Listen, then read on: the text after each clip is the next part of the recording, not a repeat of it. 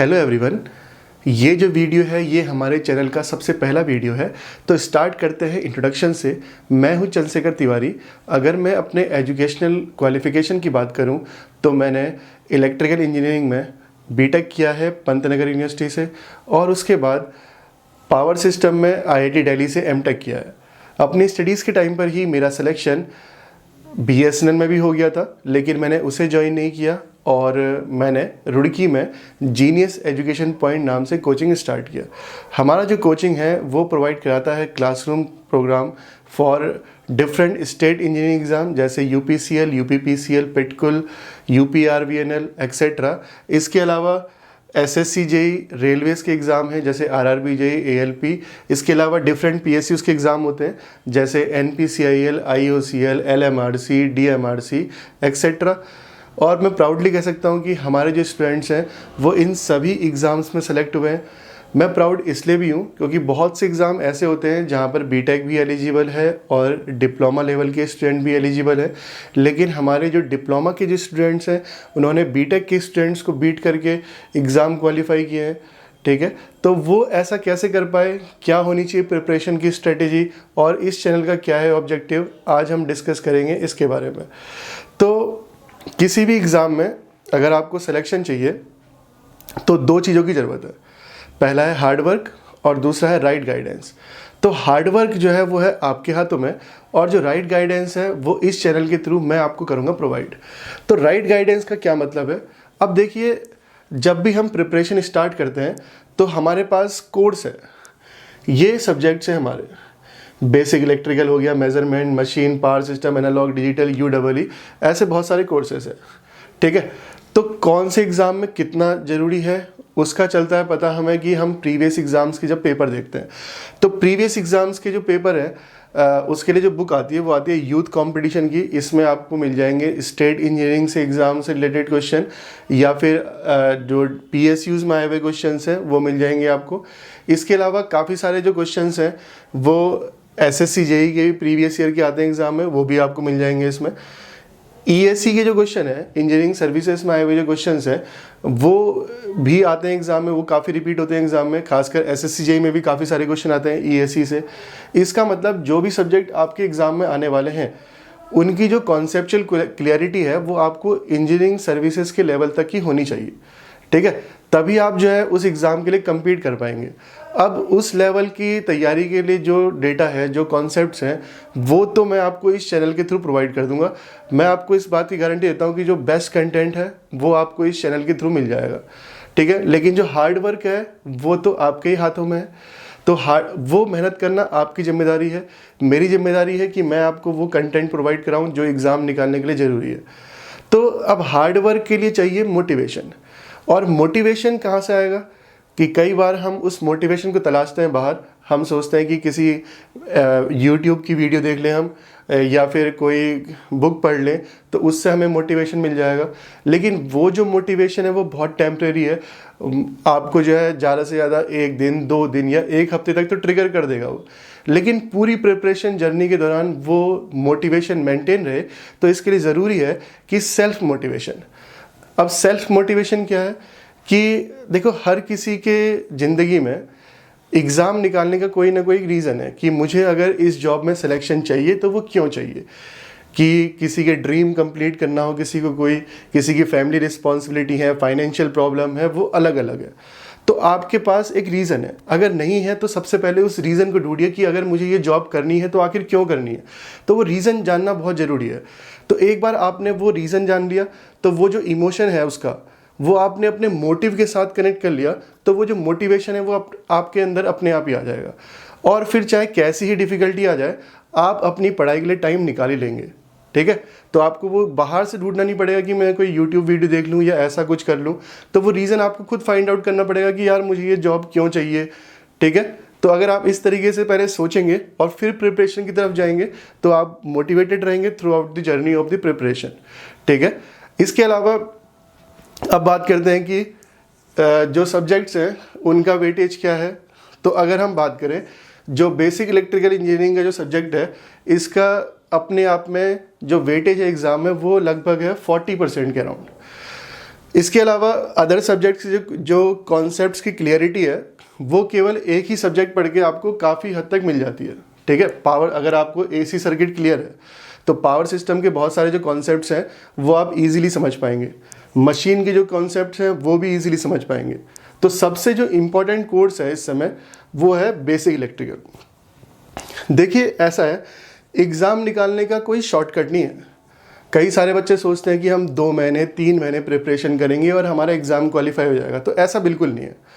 आपको जो है इन सभी सब्जेक्ट्स को पढ़ना है तो टाइम तो लगेगा इनमें, तो आपको एक बार तो इन सभी सब्जेक्ट्स को डीप में पढ़ना पड़ेगा। मैंने जैसे पहले भी कहा कि इंजीनियरिंग सर्विसेज तक के क्वेश्चन एग्जाम में आते हैं, इसका मतलब आपको जो कॉन्सेप्चुअल क्लैरिटी है वो इस लेवल तक होनी चाहिए।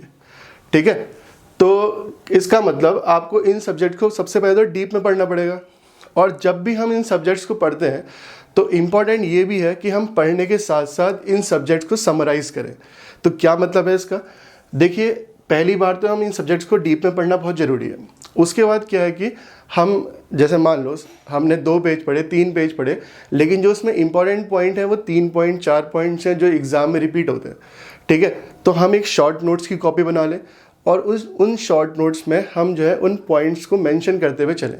तो आप देखेंगे भले ही सब्जेक्ट्स यहाँ पर कितने दिख रहे हैं, लेकिन आप देखेंगे जब हम शॉर्ट नोट्स प्रिपेयर करेंगे तो आपके पास एक नोटबुक होगी जिसे आपको एग्ज़ाम से ठीक पहले पढ़ना होगा। क्योंकि देखो, रिवीजन के थ्रू ही आप एग्ज़ाम क्लियर कर सकते हैं। किसी एग्ज़ाम को क्वालिफाई करना इस बात पे डिपेंड करता है कि आपने उस एग्ज़ाम से ठीक पहले कैसा रिवीजन किया है। ठीक है, तो अगर आपके पास शॉर्ट नोट्स होंगे तो आप उस रिवीजन को ईजिली कर पाएंगे और एग्ज़ाम से पहले वो जो कॉन्फिडेंस चाहिए वो कॉन्फिडेंस लेके आप जाएंगे एग्ज़ाम हॉल में और डेफिनेटली आप औरों से बेटर कर पाएंगे। ठीक है, इसके अलावा नॉन टेक्निकल के भी सब्जेक्ट्स हैं, ये भी पढ़ने बहुत इंपॉर्टेंट है। कई बार केवल बच्चे टेक्निकल पढ़ते हैं और नॉन टेक छोड़ देते हैं, तो तब भी एग्ज़ाम निकालने में दिक्कत आएगी। तो इस चैनल में टेक्निकल के भी सब्जेक्ट्स आएंगे आपके पास और नॉन टेक्निकल के सब्जेक्ट्स हैं, मैथ्स है, रीजनिंग है, जीएस है, ये भी इस चैनल में आपको प्रोवाइड करूँगा मैं। ठीक है, तो जो भी बेस्ट कंटेंट है मैं प्रॉमिस कर रहा हूँ आपको कि वो आप इस चैनल के थ्रू लेके जाएंगे।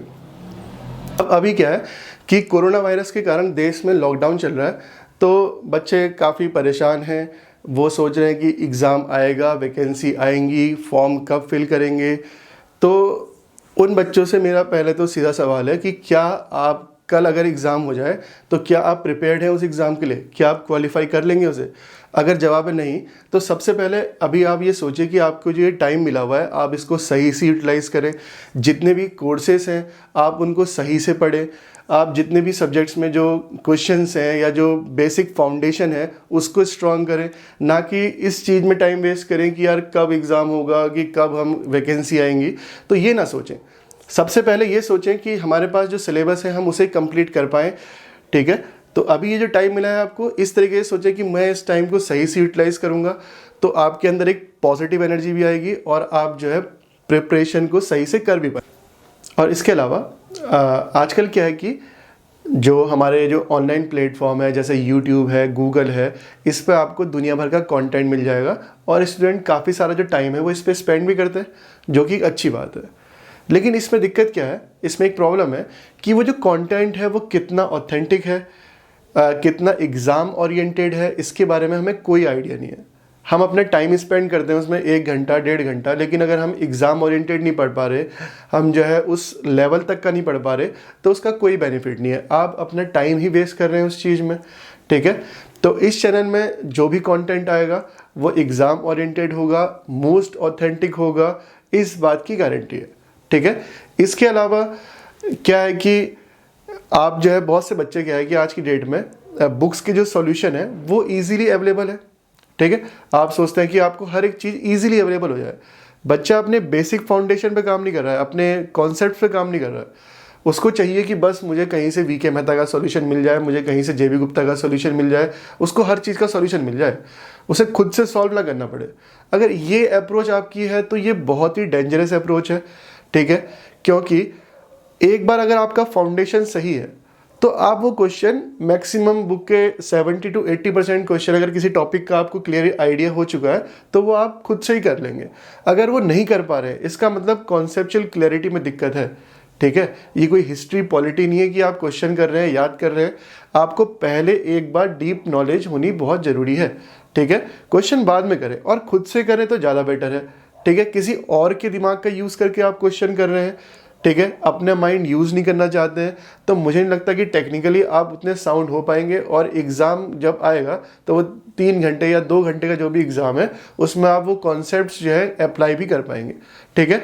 तो मेन क्या है कि पहले अपना बेसिक फाउंडेशन स्ट्रॉन्ग करें और उसके बाद क्वेश्चन खुद से अटेम्प्ट करें पहले। और फिर अगर नहीं होता है तो हमारा एक टेलीग्राम चैनल बनाया है मैंने, उसका जो लिंक है वो डिस्क्रिप्शन में डाल दिया है मैंने। आप उसमें अपने डाउट्स पूछ सकते हैं, वहाँ से मैं क्लियर कर दूंगा, ठीक है। लेकिन मुझे ये लगता है पर्सनली कि जो है सॉल्यूशन की तरफ ना जाए, सॉल्यूशन खुद क्रिएट करें। इसके अलावा जिन कोर्सेज़ को मैं अभी स्टार्ट करने वाला हूँ वो है AC सर्किट्स और मेजरमेंट।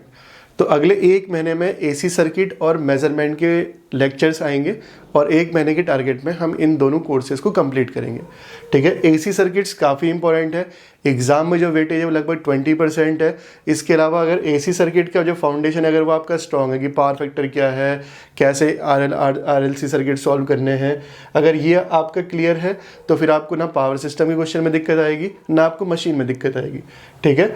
और AC सर्किट काफ़ी लोगों का वीक पोर्शन रहता है और फिर वो सोचते हैं कि हमारा मशीन वीक है, हमारा पावर सिस्टम वीक है। एक्चुअल में जो वीक है वो क्या है, AC सर्किट। तो AC सर्किट्स मैं अभी जो है इस लेक्चर सीरीज को स्टार्ट करूंगा और मेजरमेंट भी, ठीक है। एग्जाम में अगर इन दोनों कोर्सेज का वेटेज देखें तो लगभग 30% के अराउंड आपको मिलेगा, ठीक है। तो हमारे चैनल के साथ बने रहिए, सब्सक्राइब कीजिए और मैं आपको जो है बेस्ट कंटेंट दूंगा, ये मेरा प्रॉमिस है।